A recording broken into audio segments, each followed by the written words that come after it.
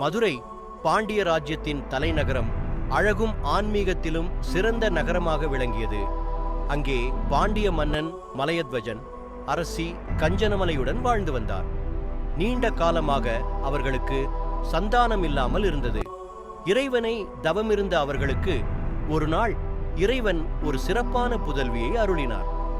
அந்த பெண் பிறந்த போதே கண்கள் மீனின் அழகை போன்றதால் மீனாட்சி என்று பெயரிடப்பட்டார். மீனாட்சி சாமர்த்தியத்தால் சிறந்து விளங்கினாள். சிறுவயதிலிருந்தே அவர் வாழ்வித்தை மற்றும் யுத்த கலைகளில் தேர்ந்தவளாக வளர்ந்தாள். அவர் தந்தையின் பின் பாண்டிய சிம்மாசனத்தை கைப்பற்றினார்.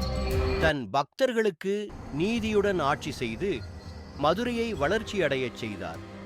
ஒரு நாள் அவரது உள்ளம் ஆழ்ந்த எண்ணத்தில் மூழ்கியது.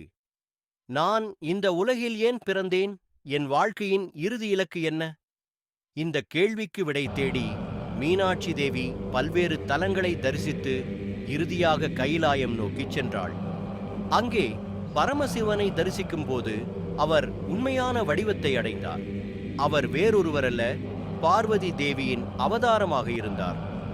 சிவபெருமான் திருக்கல்யாணத்திற்கு சம்மதித்து மதுரைக்கு வந்தார். அனைத்து தேவர்கள், முனிவர்கள் மற்றும் உலகின் உயிரினங்களும் இந்த திருமணத்தை காண திரண்டார்கள்.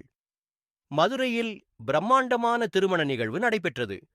திருமண நேரத்தில் பிரம்மா, விஷ்ணு, தேவர்கள், புபுய் முனிவர்கள் அனைவரும் வந்திருந்தனர். இறைவன் தனது திருவடியால் மண்மேல் கால் வைத்து சுந்தரேஸ்வரர் என்ற திருநாமத்தோடு மீனாட்சியை மணந்தார். இந்த கல்யாணம் உலகிற்கு மிகப்பெரிய ஆன்மீக உண்மையை காட்டியது. சிவன் மற்றும் சக்தி இரண்டும் பிரிக்க முடியாதவை. அவர்கள் இணைந்தால்தான் இந்த உலகம் சமநிலையுடன் இயங்கும். இன்று மீனாட்சி சுந்தரேஸ்வரர் திருக்கல்யாணம் மதுரை மீனாட்சி அம்மன் கோயிலில் வருடா வருடம் சிறப்பாக கொண்டாடப்படுகிறது. இது இறை காதலின் ஆன்மீக திருவிழாவாகும்.